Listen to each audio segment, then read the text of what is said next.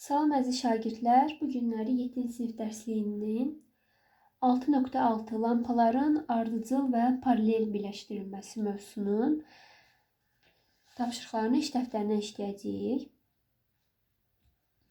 Birinci sualda deyir ki, Azər işıq çələngindəki lampalardan birini açdıqda digərlərinin söndüyünü, çılçıraqdakı lampaların birini açdıqda isə digər lampaların sönmədiyini müşahidə etdi. Buna səbəb nədir? Cavabını əsaslandır. Bunun səbəbi odur ki, işıq çələngindəki lampaların bir-birinə ardıcıl qoşulması, çılçıraqdakı lampaların isə bir-birinə paralel qoşulmasıdır. Çünki ardıcıl qoşulmada dövrədən cərəyan keçməsi üçün dövrə tam qapanmalıdır. Lampa buradan, yəni lampanı çıxartdıqda artıq sanki cərəyan, deyək ki, dövrədə naqillər kəsilmiş olur da. Naqil kəsildiyi halda dövrədən cərəyan keçmir axı. Dövrədən cərəyan keçməsi üçün dövrə tam qapalı olmalıdır. Yəni lampa burada çıxdığına görə və ardıcıl birləşdirildiyinə görə burada lampalar. Artıq bir lampa çıxartdıqda dövrədən cərəyan keçmir. Ona görə digər lampalar da sönmüş olur. Amma ikinci şəkildə çılçıraqdakı lampalar birbirindən paralel qoşulub. Yəni hər bir lampa ayrılıqda enerji mənbəyinə ayrılıqda qoşulmuşdur. Ona görə bu lampalardan birinin hər hansı birinin çıxarılması digərlərinə təsir etmir.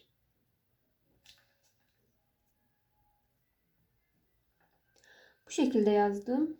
Çünki bəzən şagirdlər yazı şəkildə də istəyirlər. Burada yaza bildiyim qədər, yerləşdirə bildiyim qədər əlavə yazdım.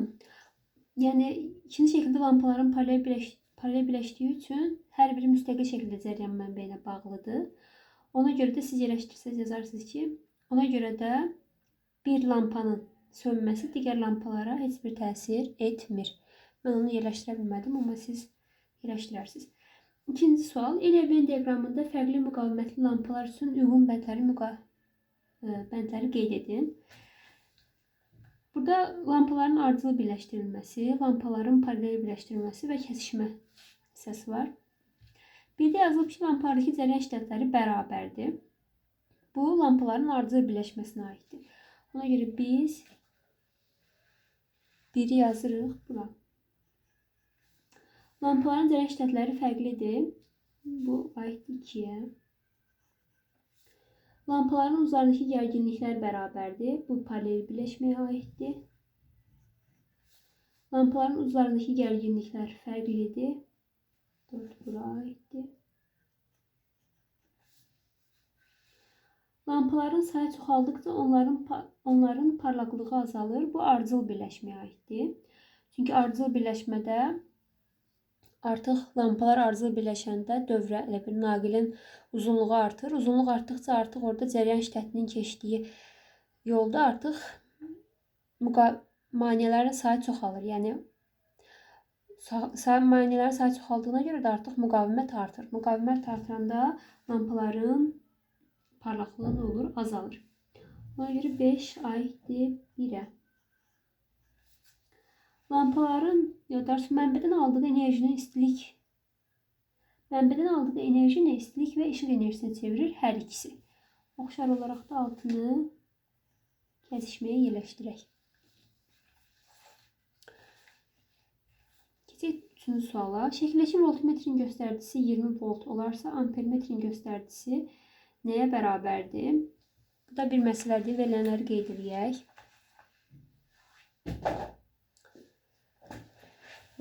qeyd edək.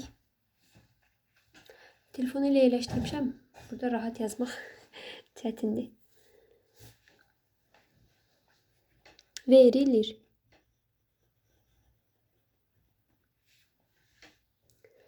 Bizə nə verilib? Gərginlik.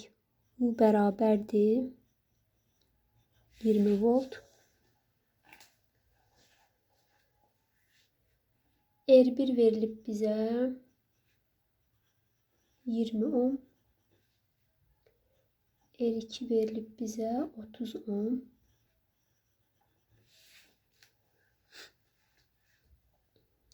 Bizdən ampermetrin göstəricisi nəyə bərabərdir soruşur. Yəni cərəyan şiddətini istəyir. I bərabərdir sual. Düstur. Bilmirəm, görünürmü?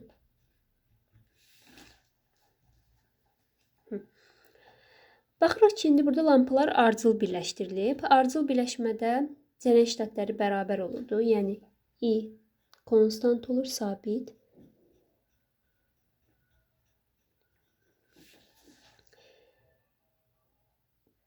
Burada müqavimətlər isə ardıcıl birləşmədə müqavimətlər toplanırdı. R bərabərdir R1 plus R2. Həllinə keçək.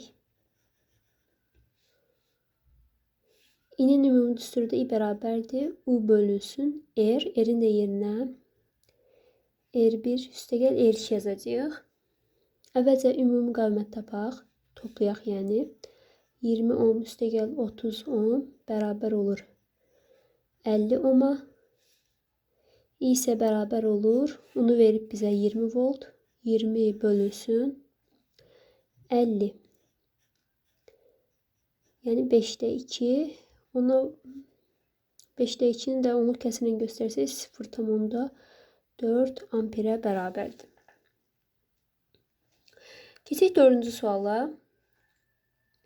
Deyir ki, şəkildə çayın suyunun iki qola ayrılması göstərilmişdir. Bu dövr elementlərinin necə birləşməsinə oxşardır. Cavabınızı əsaslandırın. Bu təbii ki, paralel birləşməyə oxşardır. Bu da nə üçün? Fikir verirsinizsə, çay buradan axır və artıq iki qola ayrılır. Yəni, paralel birləşmədə də bu belə idi. Cəryan axır, deyək ki, dövrədən və bir nöqtədən sonra artıq cəryanın axması iki istiqaməti, iki qola ayrılır. Burada da onun kimidir. Yəni, qolların başlanğıcı eyni nöqtədən başlayır. Bu artıq nəyə aiddir? Paralel birləşməyə aiddir. 4-cü sualın cavabını da bu şəkildə yazdıq. Keçək 5-ci suala.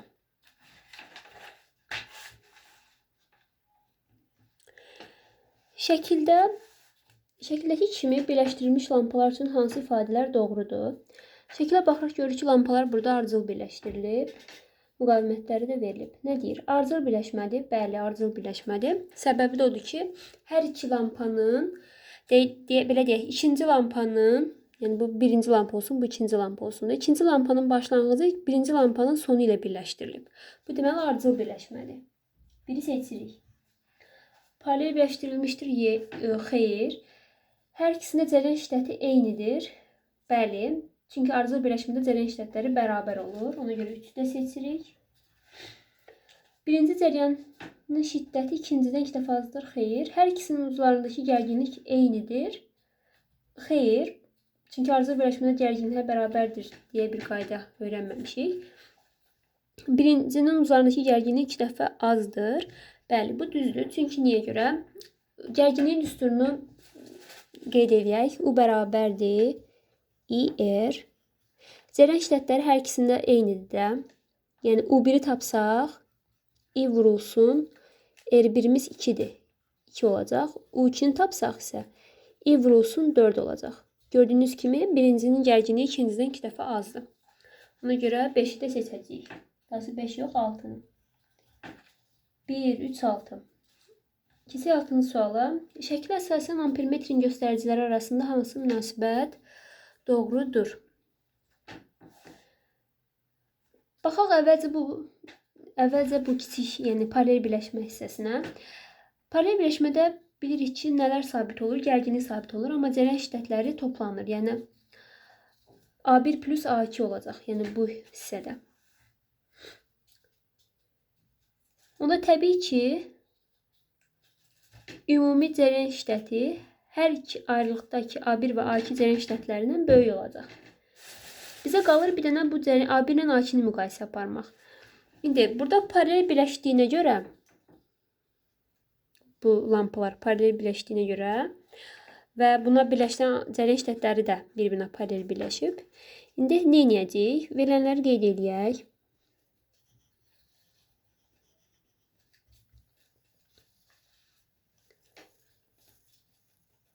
R1 R'dir.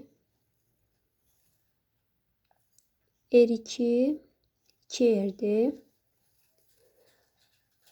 Paralel birləşdirdiyinə görə paralel birləşmədə dedik ki, gərginliklər sabit qalır.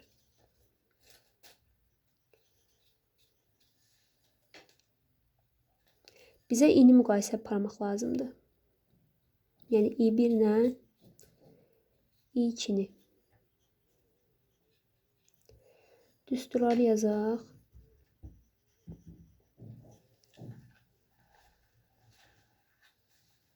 I bərabərdir.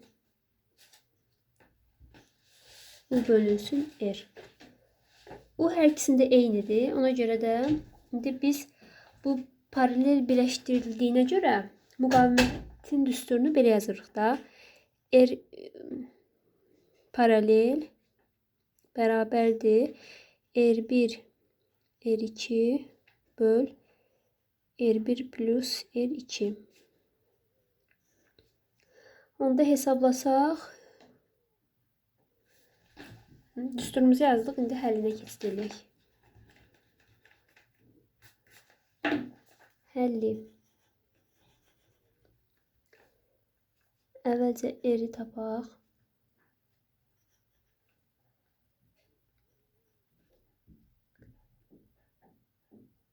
Yox, niyə bunu tapırıq ki? Buna gerək yoxdur. i1 ilə 2 oyluqda tapaq.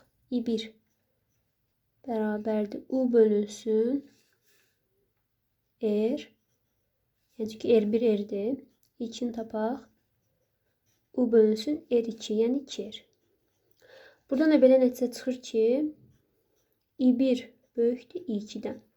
Və ümumi cərəyan şiddəti də hər ikisindən böyük olacaq. Yəni i böyükdür i1-dən, o da böyükdür i2-dən. Cavabımız D variantı. 7-ci suala baxaq. Cavabımız olur bu.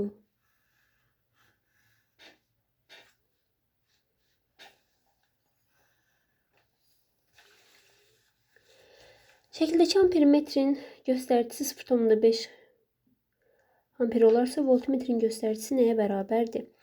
Şəkildə lampalar necə birləşib? Ardıcıl birləşib. Verənləri qeyd edək.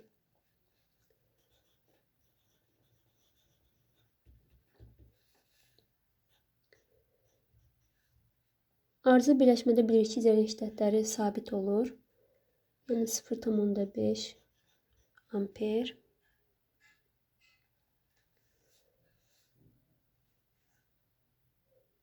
Ardıcıl birləşmədə müqavimətin düsturunu bayaq biz yazdıq. Yox, ardıcıl birləşmədə müqavimətlər toplanır. Ümumi müqavimət olacaq. Yəni R1 plus R2-dən 6 ohm. Bizdən gərginliyi soruşur. Düstur.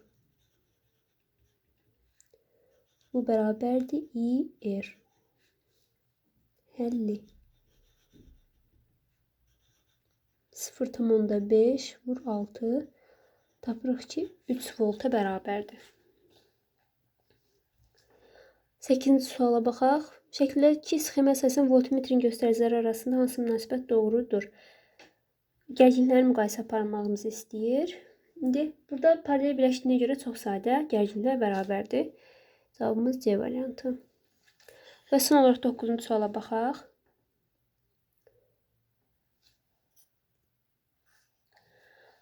Bu 8-ci sualda maraqlı odur ki, burada niyə boş yer saxlayıblar? Çünki paralel birləşmədə artıq qaydada da öyrənmişsiniz ki, gərginliklər bərabər olmalıdır. Yəni onu sözlə ifadə edə bilərsiniz. 9-cu sualda deyir ki, bərabər müqavimətli lampalar şəkildəki kimi birləşdirilmişdir. Cərəyan mənbələrinin gərginlikləri bir-birinə bərabər olarsa, cərəyan şiddətləri arasında hansı münasibət doğrudur? İndi nə edəcəyik biz burada? Birinci şəkil nömrə işarələyək də bu birinci olsun, bu da ikinci olsun. Birinci şəkildə ardıcıl birləşmədir. Ardıcıl birləşmədə bilirik ki, cərəyan şiddəti sabit qalır. Müqavimətlər nə olur? Müqavimət. Ardıcıl birləşmədə müqavimətlər toplanır. Və bərabər müqavimətlər deyirdi. Yəni hər biri r-r'dir. Onda olur 2r. İndi ikinci şəklə əsasən danışsaq, paralel birləşmədə gərginlik sabit olur. Cənəşdədlər isə toplanır. Əsas müqavimət lazımdır bizə. Müqavimət isə ümumi müqavimətin, yəni belə deyək də, R1 vur R2 böl R1 plus R2. Hər ikisi R olduğuna görə R kvadratı böl 2R'dən R böl 2 tapırıq. Məsələnin özündə də bizə deyir ki, gərginlikləri bərabərdir. Gərginliyin düsturunu da bilir ki, bu bərabərdir. I yerindən hesablanır. Onda hesablayaq. Birincidə olur I1. Yəni bunları bərabər götürəcəyik də buna əsasən. U1 bərabər olmalıdır U2-yə. Ona əsasən birinci şəkildə yazsaq I1 vur R. R'miz 2R'dir. U2'miz isə I2 vurulsun R böl 2. Hər iki tərəfdən elərik saraparaq. Nə tapırıq? Tapırıq ki, I2 bərabərdir 4 I1-ə. Son nəticəmizi də tapdıq belə. I2 bərabərdir 4 I1-ə. Y variantı. Bugünkü mövzu izahımız bu qədər. Videolarımız faydalıdırsa, videolarımızı bəyənməyi və kanala abunə olmağı unutmayın. Sağ olun, sağlıqla qalın.